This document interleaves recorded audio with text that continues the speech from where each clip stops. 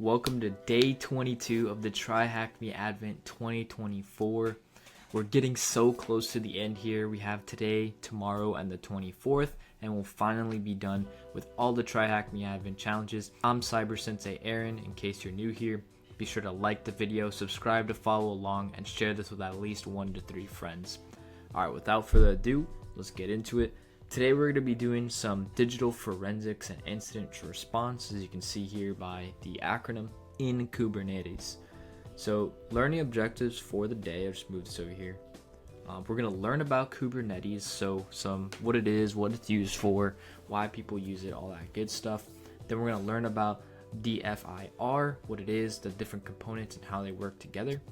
And then we're going to actually perform a mock DFIR response in a Kubernetes environment and get some experience with some blue team incident response and digital forensic stuff. So it's going to be a really fun day, really good stuff to put on your resume as well. All we need for today is the VM that they provide us, so go ahead and start that up now while we get into everything. And we'll go ahead and get into the stuff that we got to cover before we actually get to the hands-on portion. What I did is I went ahead here and summarized this wall of text so we don't have to spend like 15 minutes of the video just talking about it before we actually get started. So I'm going to go over here to my summary and we're going to hit all the key points. So first of all, we have to understand what Kubernetes is, right? Kubernetes is used to help scale and manage microservices in modern applications using the methodology of loosely decoupled building. And so traditionally, applications are built in a monolithic way. And I know that's a big word. I'm going to define it in just a second. Typically, applications are built in a monolithic way and they scale as a single unit. And this is inefficient for fluctuating demand. So with all the cloud services popping up, AWS, GCP, Azure, building loosely decoupled applications is part of it. And what that really means is pretty much having a separate container that does a specific function, and all these containers work together, so that way if one thing's breaking, it's easier to debug what it is and they can go in and fix it. And also if you need to scale, for example, like let's say this part of your program is slow because you have this amount of users, then we can scale just that functionality to now handle all the new demand and then scale back in once we don't need it. So this is the whole functionality behind building a loosely decoupled application. So microservices, what they are is essentially that functionality, right? So they break applications into smaller and independent services that can scale individually. So you can think about like an e-commerce platform. Typically you would have one code base handling everything that's happening. So like payment processing, product updates, user authentication, user account creation, all this stuff's handled in like one single unit. That would be mono. But if we wanted to build a decoupled application using microservices and Kubernetes, what we could do is have each one of those things be its own container and its own individual function, right? So payment processing would be a block over here, user authentication would be a block over here, user creation would be a block over here, and all these blocks report to a single managed to the actual site, right? So that way everything is working, doing its own thing, it's doing one specific task. It can actually, and then this creates more efficiency and scalability to be able to handle increased demand or decreased demand, because as demand increases, we can just add more blocks doing the same exact functionality.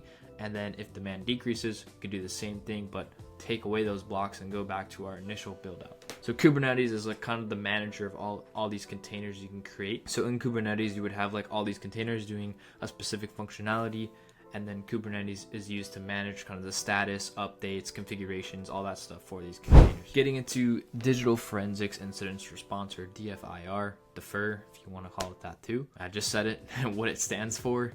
Digital forensics, what that is it's a process in which it's an investigation, right? So we're collecting and analyzing digital evidence to trace incidents and what happened. So if an incident occurs, for example, your company is breached, computer is hacked, malicious malware's on it, whatever the case, you're going to go in and look at log files, memory, Windows timeline, event log, and all these things that are going to help you piece together how the malware was installed, what happened when the malware was ran, and then That way you can understand that attack from start to finish, and that way you can create defenses or rules in your alerting systems to catch this the next time.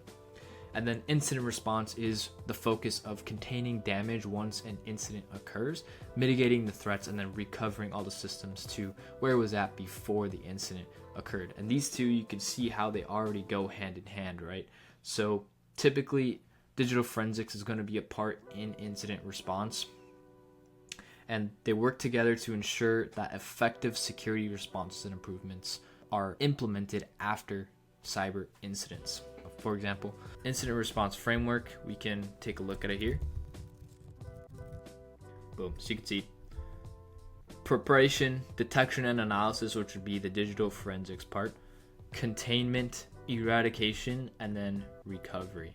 So this is important to know as a cybersecurity professional, because you will do a few of these over the course of your career. It's only inevitable. The goal is to, mitigate as much as possible and hopefully never go through one, but most of the time you will be going through. Last thing, we have some challenges that the challenge creator in TryHackMe talks about using ephemeral workloads in Kubernetes. Now that's a big word, so let's go ahead and define that. It is lasting for a very short time. Short workloads is what this is saying. Challenges with short workloads in Kubernetes, if you didn't know what ephemeral means. So as you can see here, Kubernetes containers often have short lifespans. 70% last less than 5 minutes. So this means that all the containers you're using in Kubernetes are short-lived, and they can cause disappearing crime scenes for digital forensics and incident response professionals, which is no bueno, right? Because we want to have these logs as long as possible so that when we go in there and do our investigation, we can see everything that happened. So Kubernetes audit logging helps capture requests made to the API even after containers are deleted. So that's pretty cool. Audit logs and other security events can be used to track, analyze, and respond to security incidents. And then what this allows us to do is have increased visibility in improving the security of our environments in short-lived workloads.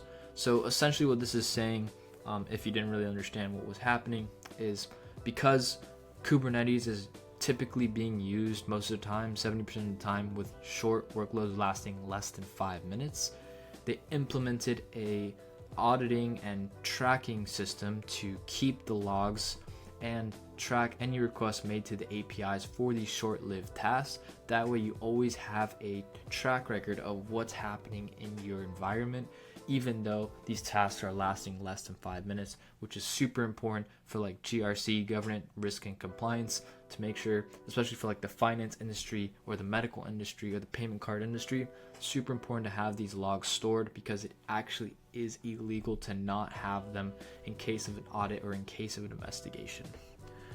Sweet, so I'm glad we got that out of the way. Let's get to the actual fun part of the day. And also, if you guys did want to get a little more detail, just go ahead, go back, read it, do what you got to do. But I just wanted to save you guys your valuable, precious time, because that's all we have in this life, really. So sweet. So we're going to be following the cookie crumbs. So let's start our investigation. As mentioned before, some of the log sources would disappear as their sources, like pods and ephemeral. Let's see this in action. First, on the VM, open the terminal as start Kubernetes using the following command. So minikube start. All right, so let's go.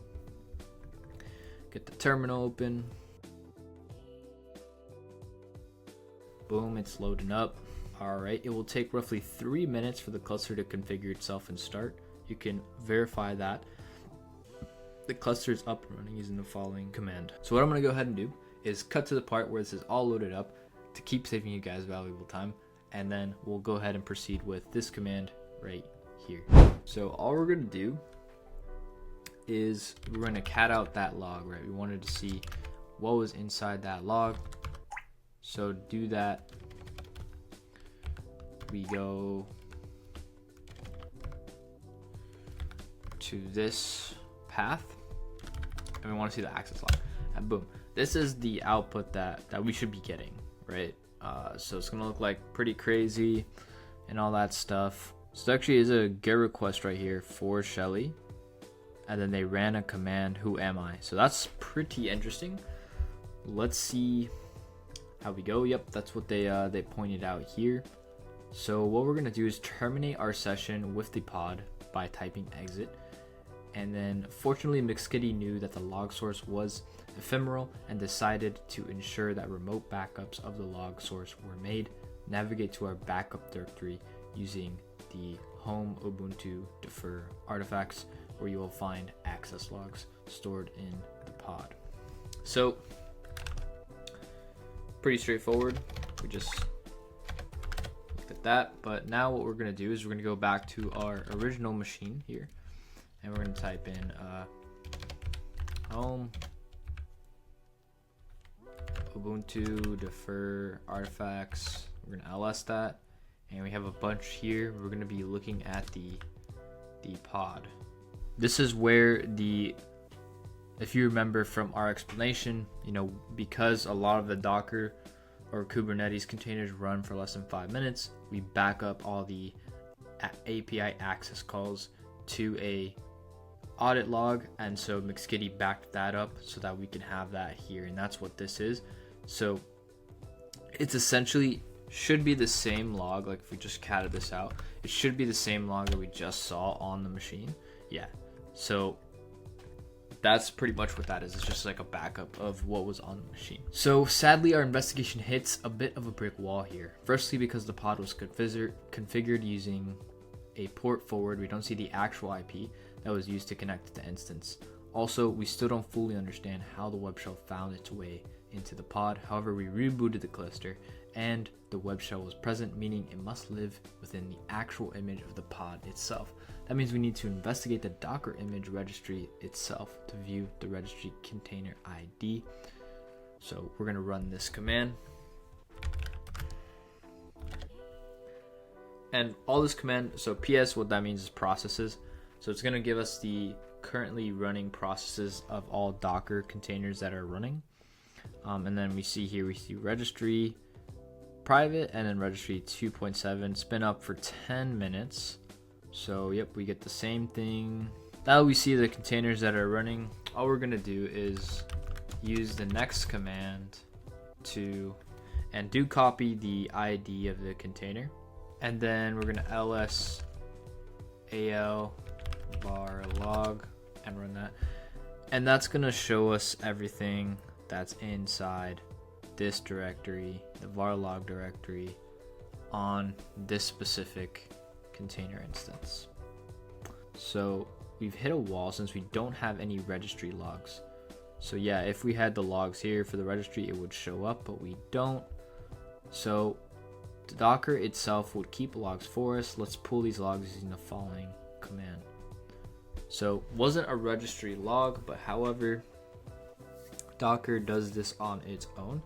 So we are saved by proper configuration, which is always a good thing. ID and then enter. All right, and yeah, we got a bunch of raw logs in there.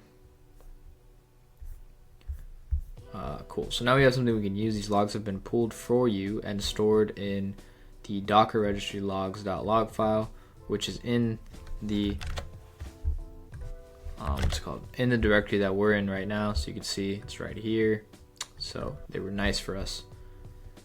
Then what we're going to do is we're going to start seeing all the different connections that were made to the registry by searching for the head HTTP request code and restricting it down to only the first item. So what we're going to be doing now is, as you see, when we cat out the log file, it's going to look exactly like this, and that's going to be very messy, very difficult to read through. So what we can do is actually use commands that are inside the Linux command line to actually filter the output that we see to make it easier for us to actually efficiently go through this log, get the information we need to continue our investigation. Well, that's actually the term we're searching for here, which is head. And just to briefly cover what this command does, we already know what that does. Concatenate, it just grabs this file and we're spitting it out to the command line here. grep is used for searching for specific things inside of a file for like terms. And then what this will do right here is any line that has this in it, it will display the whole line. But what we're doing is we're further modifying it by putting this cut command in here and specifying the location of F1. So every line is going to be delimited by either commas or spaces. So we're taking the thing after the second space inside the file. And again, guys, grep and cut, they go super freaking in depth. Like there's literally whole books written on these two commands alone. So, you know, this is just really basic usage and I won't go too far into detail, but let's go ahead and run this. So boom, we got all the IPs. So 172 is going to be a private IP space, so we can just ignore that. But 10.10 is going to be on the local private network, and that's going to be actually what we're interested in. So yeah, here you can see most connections to our registry were made from the expected IP of 172. However, we can see that connections were also made by this 10.10 address, which is not a known IP. So let's find out what requests were made by this IP. And you guessed it, we're going to be doing essentially the same command, but instead of putting head in there, we're going to put the IP we just discovered. So it was 10.10.130.253. All right, boom. And we get a bunch of, so yeah, now we can see exactly what this guy was doing, all the requests he was making to the Docker container. And they point out a specific one here. So we can also see that the request to read the manifest for the wishlist web image succeeded, as HTTP status goes 200 return. Doing a GET request for the manifest of the wishlist web, and it does respond with a 200, which means that it was successful. And we also notice that the user agent in the request is Docker, meaning this was request made through the Docker CLI to pull the image. This is confirmed as we see several requests then to download the image. From this, we learned several things. The Docker CLI application was used to connect to the registry. Connections came from this malicious IP address, which is unexpected since we only upload images from 172. The client was authenticated, which allowed the image to be pulled. This means that whoever made the request had access to credentials. Interesting. If they had access to credentials to pull an image, the same credentials might have allowed them to also push a new image. We can verify this by narrowing our search to any patch HTTP methods. The patch method is used to update Docker image registry. So now we're starting to get a clearer picture of what's happening, right? So whoever accessed this had the login to the actual Docker like configuration, so they could make changes, push new images out, and do all that kind of stuff. However, they were coming in from this IP, which is giving them away, right? Because we only expect things to be done by Docker from this IP address because it's trusted, but we see they logged in from this IP address. So what we're going to be doing is just adding on to the previous command, because we still want to see the lines that have this IP in it, but we want to further filter for the patch or HTTP requests so that we only see those to see what, if we can find some more information. So we actually get two, right? So he made two changes to the image, looks like. This is not good. It means that malware could push a new version of our image. This would explain how the web shell made its way into the image. Since malware pulled the image, made malicious updates, then push this compromised image back to the registry. Use the information to answer questions 4 through 6 at the bottom of the task. Now that we know malware had access to credentials to the Docker registry, we need to learn how we could have gained access to them. We use these credentials in our Kubernetes cluster to read the image from the registry. So let's see what could have happened to disclose them. It was an authenticated Docker registry push. Now it's time to return to our Kubernetes environment and determine how this was possible. So now we're doing some threat hunting. So we understand what happened up to this point and how the web shell made it on there now. But now we need to figure out the vulnerability that malware actually used to gain access to the Docker environment to actually push this malicious image out to the registry so that his web shell was persistent. McSkitty was made aware that malware was given access to the naughty or nice Kubernetes environment, but was assured the DevSecOps team that he wouldn't have sufficient permissions to view secrets, etc. The first thing we should do is make sure this is the case. To do this, McSkitty decides to check what role was assigned to the mayor. She first checks the role bindings. Okay, so we're going to do kubectl get role bindings for the namespace of Wareville. Alright, so we have here's the mayor user, and it's has the mayor user binding. So now we want to dive into what exactly mayor user binding, like what permissions that has. And we can do that with this right here. kubectl describe role. Well, I would hope if I could spell role binding mayor user binding for the namespace Wareville. Alright, boom, we get it. Doesn't really give us that much information. We can kind of just confirm what we assumed based on what we saw here. So we just know that the mayor user binding is tied to mayor malware as the user. McSkitty then checked this role to see what permissions it has. Alright, so now we're going to check the permissions of this role, and this is the command you would use to do that.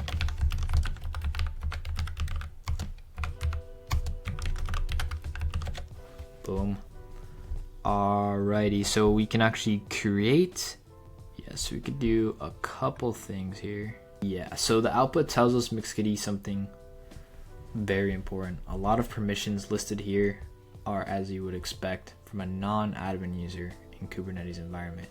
All of those except for the permissions associated with pod exec. Exec allows the user to shell into containers running within a pod, which we actually did at the beginning of this.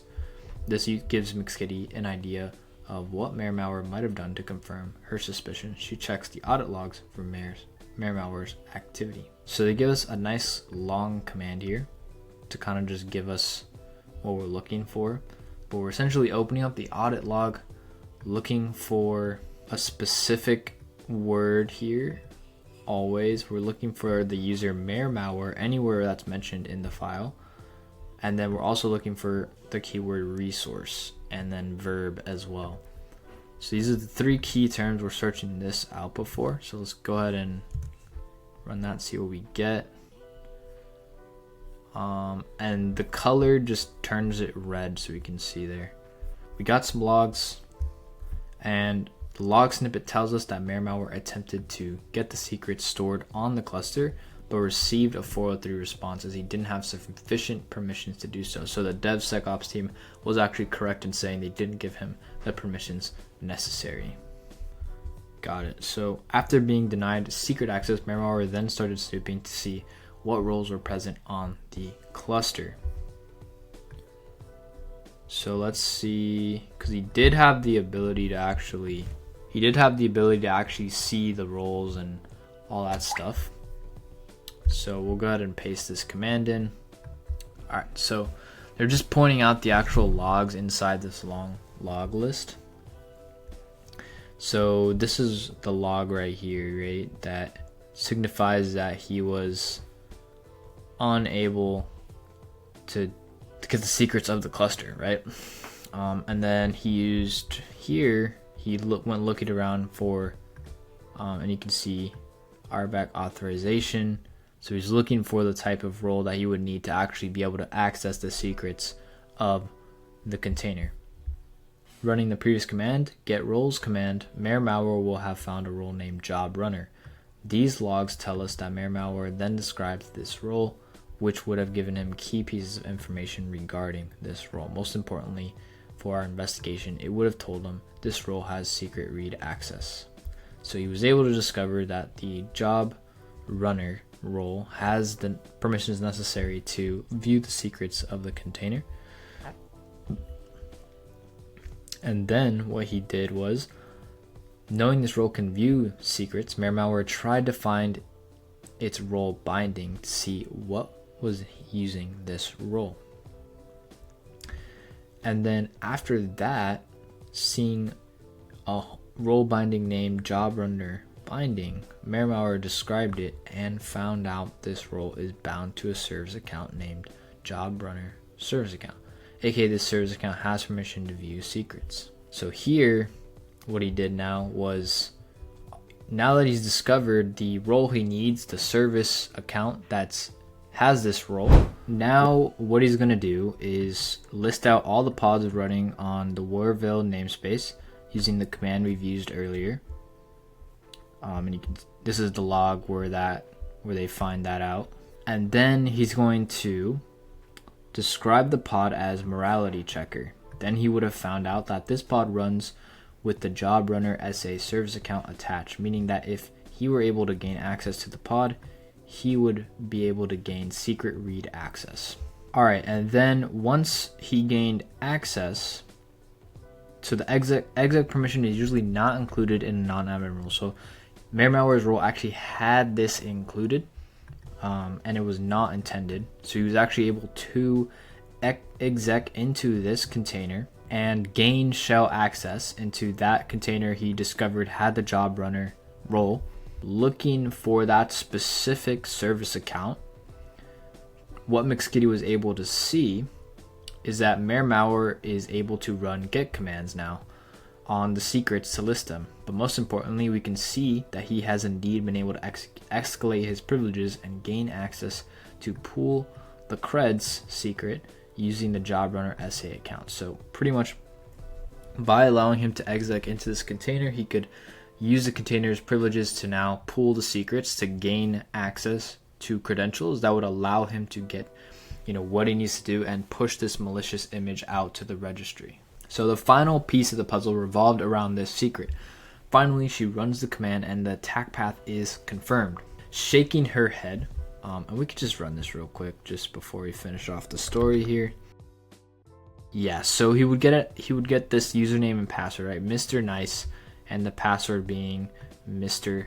Naughty, and then the authentication thing being here. So he would pretty much be able to pull this credential, and then using that, he's able to now look at all the registry images for the Docker container and then modify it to fit his needs, which in this case he uploaded shelly.php or whatever. I think it was .php, and then he was able to now have a persistent backdoor into root level Docker privileges. That is how malware successfully exploited this container system. So shaking her head, McSkitty then confirms that the Docker registry pool password is the same as the push password. This means that after retrieving these credentials, malware would have been able to make the Docker registry push we saw earlier and ensure his malicious web shell was deployed into the Kubernetes environment and gain persistence. It is for this reason that push and pull credentials should always be different.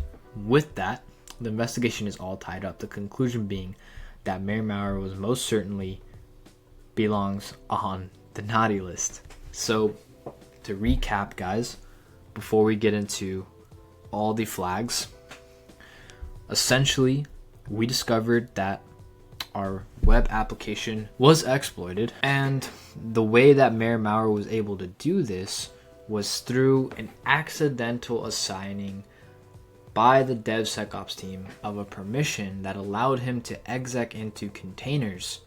And what malware did was explore all the roles, and then he found the one that he needed to actually modify to get secrets and read them, which was job runner.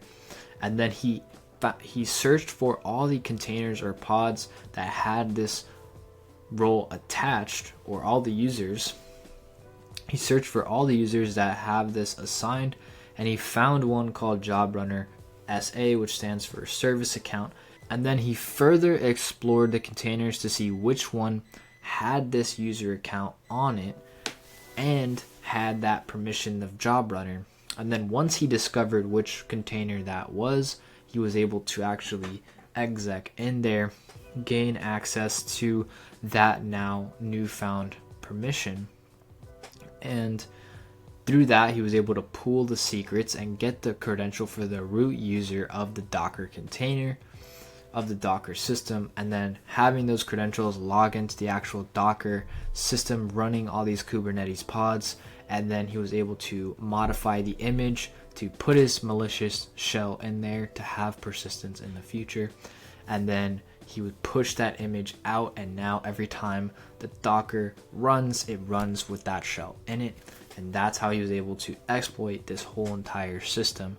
If you think about it, the only reason that he was able to do this was because of the misconfiguration of permissions that his user was assigned, right? Like if he never had exec, he would have never been able to escalate privileges this way. So that goes to show you how important configurations are, especially for identity access management and like role-based access control. RBAC is like super important. One misconfiguration can lead to privilege escalation and persistence and exploitation. So just goes to show you how important this stuff is. But let's go ahead and get into the actual challenges. So what's the name of the web shell that was used by malware? Obviously it's Shelly. And if you wanted to just like, you know what that is, you can just cat out the pod apache 2 access log, and then the last one here, it's gonna be right, well it's actually these last couple ones, it's gonna be show the shelly.php, right? What file did malware read from the pod? So that's gonna be db.php, and I believe that's in here. Yeah, so on this right here, you can see he ran the command cat db.php, right? So what file did malware read from the pod? It would be this one, because that's the only file that appears here in the access logs. What tool did malware search for that could be used to create a remote connection from the pod? So again, reading through these, you can see right here, he does a which for NC, which funny, which the command, what it does, if you just go to command or man which, it'll tell you what it does. So it's a locate command, and what it does is searches every single directory and folder inside the file system to search for whatever you specify. So when we do, same thing he did, so which NC, boom, it finds it, gives us the path, so we can see that netcat is installed on this version. That's what he was looking for, is netcat, right? Because if he was going to use netcat, he would actually do a bind. So he would do netcat, and then he would put the C2 IP right here, and it'd either be like that or like that, and then /e bin bash, because we want to execute a bash shell once we connect. So it'd be something like that. But cool. So that's the tool he was searching for. What IP connected to the Docker registry? That was unexpected. So we know it's the 10.10 one, but we can come here and do the registry logs for Docker. Yep, and then we'll use that command from earlier, so we'll grep head. We'll just do that for now. And boom, you can see here, this is the IP, because they told us that the 172 IP was expected, so the only other one in there is that 10.10.132.53. So boom, that goes there. At what time is the first connection made from this Docker IP to the Docker registry. So what we can do is we can do this, type the IP in there, and make sure it says the Docker registry log there. And then what we can do is just like go to the beginning, the first 10 here, and it's gonna be this one right here, right? So in order to have this log there, he has to be connected to the Docker registry. So that's how we would get that answer. And then at what time is the updated malicious image pushed to the registry? There's a put here. Put. Okay, so let's actually search for the puts from this IP.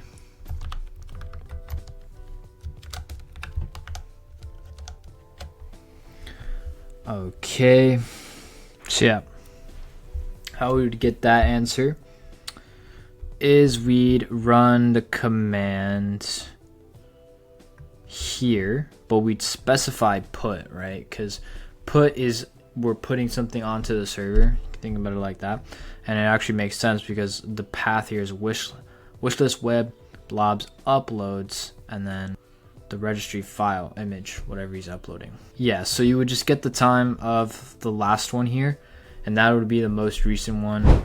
So what value is stored in the pool secrets? So if we come here and we use this command, we would just copy that whole thing and paste it in there. Boom, that's all the correct answers. If you wanted to learn more about Kubernetes, they have a room linked here. But I appreciate you guys watching this all the way through. If you're liking the series, if you're following along since day one, I really appreciate you putting in the time watching all these videos.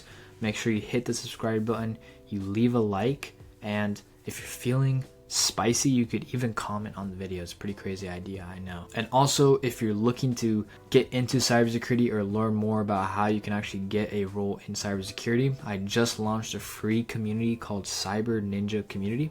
It's completely free, and the goal of it is to take you from beginner with no experience, no degree, and get you into an entry-level cyber role. I have a link for that in the description, so go check it out if that's something that's interesting to you. But other than that, I'll see you in day 23. This is Cyber Sensei Aaron. Peace.